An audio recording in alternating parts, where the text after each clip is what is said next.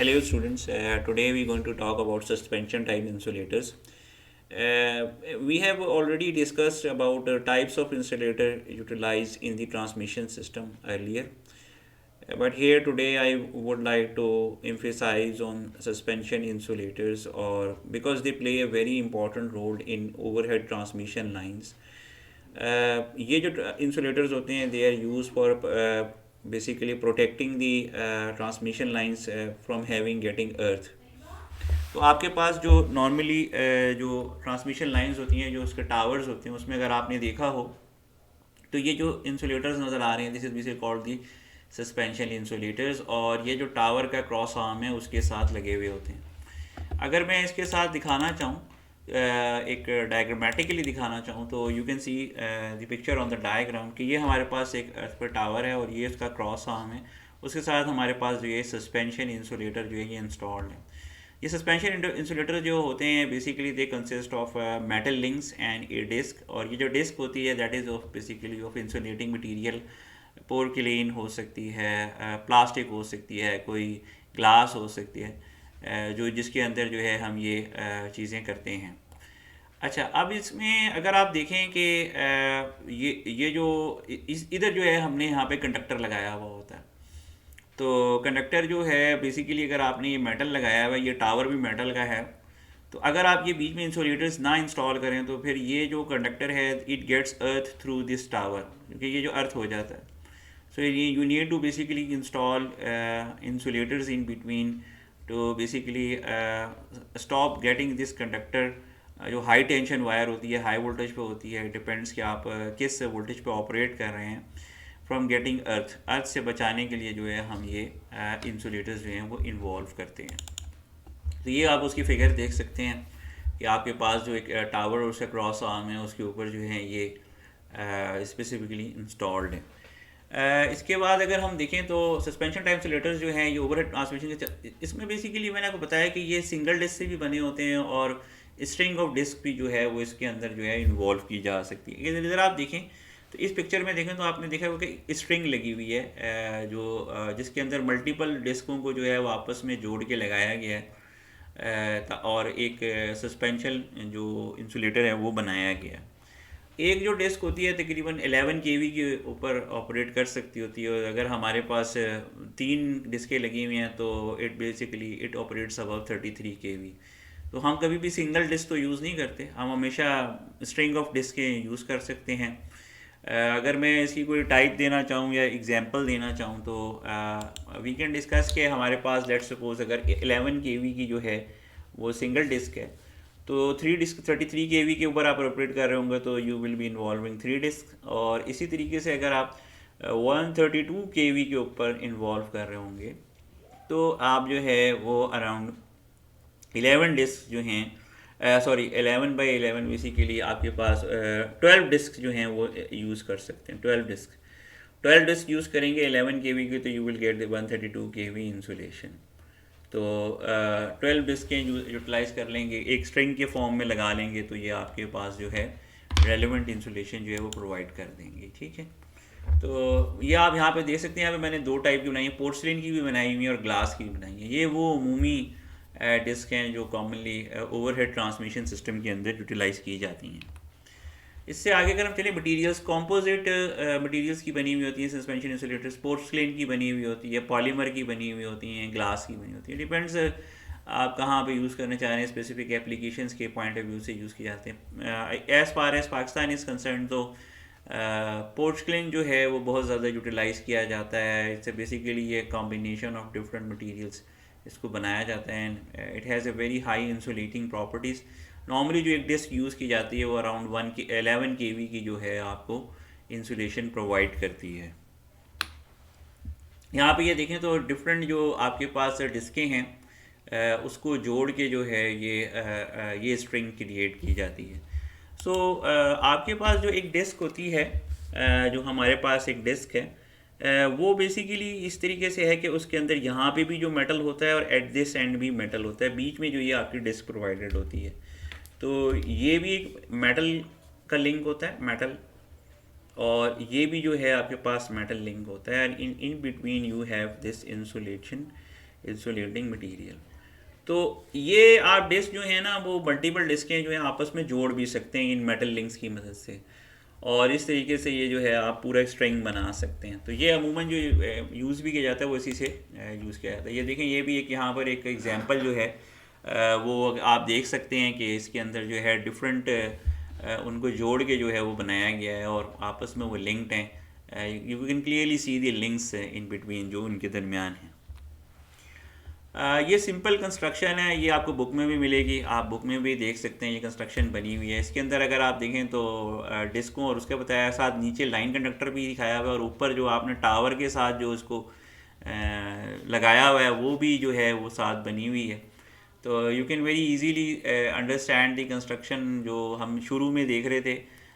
First second slide पे जो मैंने आपको दिखाई थी डिस्क लगी हुई, तो उसकी इस तरह की कंस्ट्रक्शन होती है जिसके अंदर जो है लाइन कंडक्टर जो है वो बाकायदा सस्पेंशन इंसुलेटर के साथ सिक्योर किया गया होता है।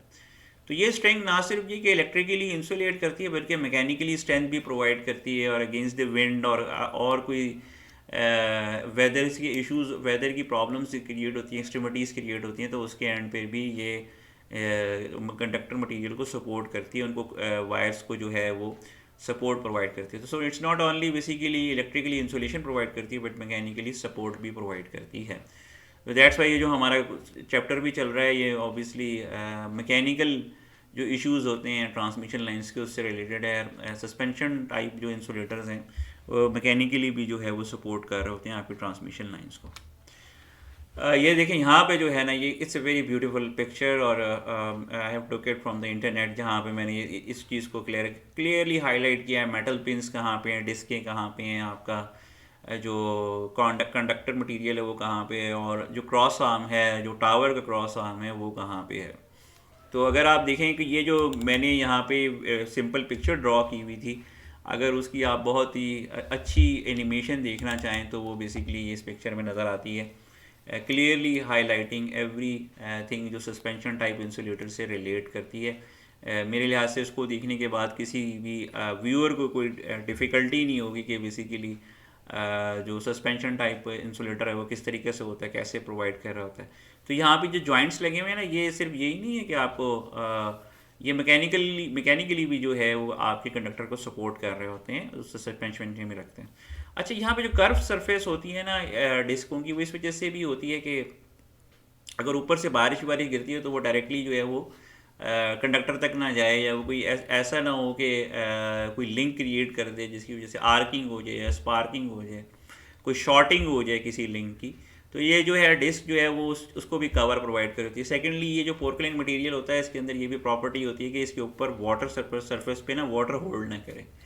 ठीक है, ये बड़ा इंपॉर्टेंट है क्योंकि यहाँ पे बहुत हाई टेंशन वायर्स होती हैं, 132 kV लगी हुई है या ऑब्वियसली इससे ऊपर की हायर वोल्टेजेस लगी हुई हैं।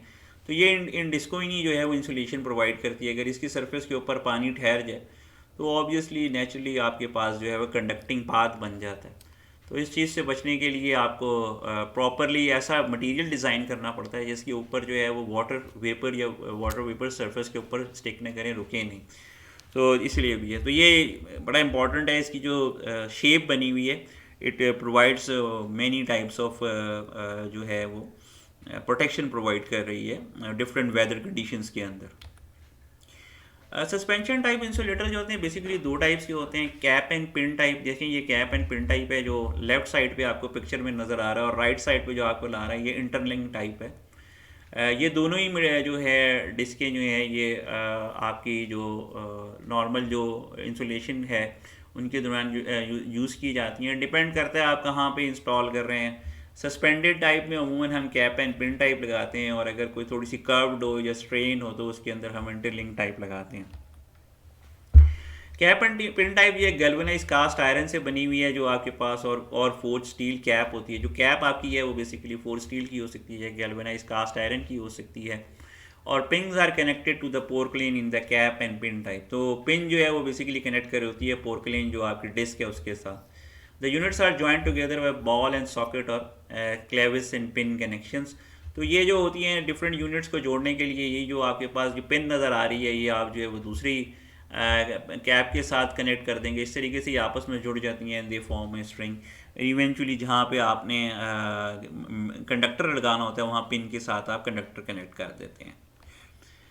इंटरलिंक टाइप जो है ना, ये अमूमन जहाँ पे स्ट्रेन हो, जहाँ पे आपने जो है सपोर्ट करना हो, स्ट्रेन सपोर्ट करनी हो, इंटरलिंक जहाँ पे मैकेनिकली ज़्यादा स्ट्रेंथ रिक्वायर्ड हो ट्रांसमिशन लाइन को, वहाँ पे अमूमन हम ये इंटरलिंक टाइप जो है वो इंसुलेटर यूज़ करते हैं, क्योंकि ये मैकेनिकली मोर स्ट्रॉन्गर होता है then its other part. Secondly, अगर ये ब्रेक भी हो जाए तो भी जो है ये अपनी लाइन को सपोर्ट करता रहता है, इवन अगर इनके दरमियान जो पोर्कलेन होता है वो ब्रेक भी कर जाए तब भी।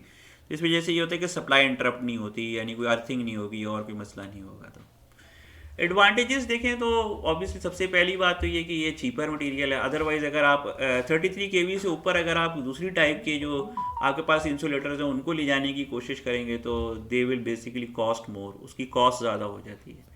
इसकी निस्बत अगर आप सस्पेंशन टाइप इंसुलेटर्स की बात करेंगे तो यहाँ पे जो है कॉस्ट विद इन दी जो आपके पास प्रोवाइडेड है उसके अंदर ही रहती है, उससे ज़्यादा नहीं जाएगी। ईच यूनिट और disc is design for low voltage. वैसे जो सिंपल होती है वो तो 11 kV के लिए डिज़ाइन हुई हुई होती है, लेकिन obviously the number of with obviously depend upon the working voltage. कितनी डिस्कें आपस में आप जोड़ के जो है वो इवेंचुअली स्ट्रिंग बनाएंगे वो डिपेंड करता है आपकी वर्किंग वोल्टेज क्या है। लेट्स सपोज अगर आपकी 66 किलो वोल्ट पे आप ऑपरेट कर रहे हैं तो आप 6 डिस्कें जो हैं वो आपस में जोड़ लेंगे। इसी तरीके से मैंने पहले भी हाईलाइट किया था, अगर आप 132 kV पे ऑपरेट करें तो आप 12 डिस्कें आपस में जोड़ लेंगे तो आपकी जो है नेसेसरी इंसुलेशन जो है वो मिल जाएगी। अच्छा, इसके इफ एनी डिस्क, अगर कोई डिस्क डैमेज हो जाए तो होल स्ट्रिंग को आपको जो है हो जाता है, आपको पूरा स्ट्रिंग रिमूव नहीं करना पड़ता, सिर्फ एक जो डिस्क है उसको ही आप जो है वो करते हैं। अब यहाँ पर आप देख लें कि यहाँ पे अराउंड 9 डिस्कें लगी हुई हैं, इसमें से अगर कोई एक डिस्क जो है वो अनसर्विसेबल हो जाती है तो फिर आपको सिर्फ ये लिंक उतार के एक ही डिस्क को रिप्लेस करना पड़ेगा, पूरा जो लिंक पूरी स्ट्रिंग जो है वो यूजलेस नहीं होगी। ये भी इंपॉर्टेंट बात है। तो इसमें कॉस्ट सेविंग भी है, मेंटेनेंस के पॉइंट ऑफ व्यू से भी आपने देखना पड़ता है। आपका कंडक्टर एक यूनिट नहीं है, आपका कंडक्टर मल्टीपल यूनिट्स के ऊपर एग्जिस्ट करता है, and each one every one will have the ability कि आप उसको रिप्लेस कर सकें, उसको सर्विस कर सकें। तो ये चीज़ें बड़ी इंपॉर्टेंट हैं। ये लॉन्ग टर्म में अगर आप देखें जो ऑपरेशन होती है उसके अंदर बहुत अहमियत की हामिल होती है कि आपके पास जो इंसुलेटर है, यू कैन बेसिकली उसको पूरे को रिप्लेस करने के बजाय आपको सिर्फ एक पोर्शन जो है उसको रिप्लेस करना पड़ता है। अच्छा, अगर इसके बाद देखें तो फ्लेक्सिबिलिटी बहुत प्रोवाइड करती है, फ्लेक्सिबल लाइन बना देती है, आपकी लाइन जो है वो फ्लेक्सिबली होल्ड करती है। और क्रॉस आर्म के ऊपर जो है ना insulator spring free to swing. असल में जब विंड प्रेशर होता है या आपको कोई स्टॉर्म हिट करता है तो अगर आप बिल्कुल स्टैटिक रखने की कोशिश करेंगे तो हो सकता है आपका कंडक्टर टूट जाए। वो थोड़ा सा जो है उसको स्विंग देने की कोशिश होती है और इस स्विंग की मदद से जो है मैकेनिकल स्ट्रेसेस जो हैं वो रिड्यूस हो जाते हैं, मिनिमाइज हो जाते हैं। तो ये बड़ा एक मैकेनिकल फ्लेक्सिबिलिटी भी प्रोवाइड करती है। इलेक्ट्रिकली सिर्फ इंसुलेशन ही नहीं प्रोवाइड करती बल्कि मैकेनिकल फ्लेक्सिबिलिटी भी प्रोवाइड कर देती है। अच्छा जी, इसके बाद जो है स्टील टावर्स के साथ यूज़ की जाती है, क्योंकि जो आपके पास ज़्यादा ट्रांसमिशन के टावर्स होते हैं, जो बड़े टावर्स हैं जहाँ पे आप हाई वोल्टेज ट्रांसमिशन कर रहे होते हैं, वहाँ पे ऑब्वियसली आपके पास केबल्स या कंडक्टर्स जो लगे हुए होते हैं वो भी बहुत बड़े लगाए हुए होते हैं, बड़े लंबी लेंथ पे लगाए हुए होते हैं। तो वो obviously you need steel towers की उनको सपोर्ट किया जाए तो कंडक्टर्स रन। अब इसमें ये होता है कि अर्थिंग का चांस होता है कि ऑब्वियसली आपका कंडक्टर भी मेटल है, आपका टावर भी स्टील का है, तो फिर आपके पास कंडक्शन जो है ना वो होता है, अर्थिंग का चांस होता है, तो उसको भी ये आपको इंसुलेशन प्रोवाइड करती है। इसकी जो शेप है ये जो आपके ऊपर से लाइटनिंग स्ट्राइक कर सकती है उससे भी जो है आप कंडक्टर को महफूज करने की कोशिश करती है, कवर प्रोवाइड करती है ऑन टॉप ऑफ इट कि आपके जहाँ अगर एग्जैक्टली इस टावर के ऊपर अगर लाइट स्ट्राइक करती हैं तो ये जो है ये उससे भी प्रोटेक्शन दे रही है। पार्शियल प्रोटेक्शन होती है, नॉट अ फुल प्रोटेक्शन, लेकिन पार्शियली प्रोटेक्ट करती है। अच्छा जी, इसके in case of increase demand on the it is found more satisfactory to supply greater demand by raising the line voltage than to provide in the centre of conductor. तो आप transmission lines को upgrade भी कर सकते हैं, यानी इस तरीके से कि अगर आप ज़्यादा वोल्टेज उससे प्रोवाइड करना चाहते हैं तो आपको इसी स्ट्रिंग को निकाल के उसके अंदर मज़ीद इंसुलेशन इंसर्ट कर दें तो आप जो है वो ज़्यादा हायर वोल्टेजेस भी जो है प्रोवाइड करते हैं। उसमें ये भी डिपेंड करता होता है आपका कंडक्टर भी जो है नेसेसरी वोल्टेज को जो है वो सस्टेन कर सकता हो, और जो नेसेसरी करंट्स चलेंगे, लोड्स एक्स्ट्रा होंगे तो उसको भी वो सस्टेन कर सकता हो, ये भी नेसेसिटी है। एप्लीकेशंस में देखें, एप्लीकेशन बहुत सारी हैं, लेकिन बहरहाल जो ज़रा ज़्यादा बड़ी हैं वो तो इलेक्ट्रिसिटी की ट्रांसमिशन के अंदर जो पोल्स लगते हैं उसके अंदर हैं। फिर जनरेटर्स के साथ जो आप कॉन्टैक्ट्स वगैरह लगाते हैं, हाई वोल्टेज जनरेटर्स जो हैं आपके पास, जहाँ पे ख़ास तौर पे आपके पावर स्टेशंस के अंदर जो है वो अगर आप देखें तो वहाँ पर ये लगते हैं। ट्रांसफार्मर्स के ऊपर जो आप लिंक्स लगा रहे होते हैं, जॉइंट्स लगा रहे होते हैं, वहाँ पर आप ये इनको यूटिलाइज़ कर सकते हैं। रेलवे लाइंस में जहाँ पे इलेक्ट्रिक रेलवे चल रही है वहाँ पर हो सकता है। इलेक्ट्रिक मोटर्स जो बड़ी very high voltage electric Motors हैं उधर भी ये यूज़ हो सकते हैं। So this is basically a small overview about suspension type insulator. Hopefully you have a good background of it. Or in the next topic we will going to discuss about the potential distribution in this suspension type insulator string. तो वो हम देखेंगे। Hopefully आपके पास एक थोड़ा सा background हो जाएगा. I will continue our discussion on this topics. Thank you.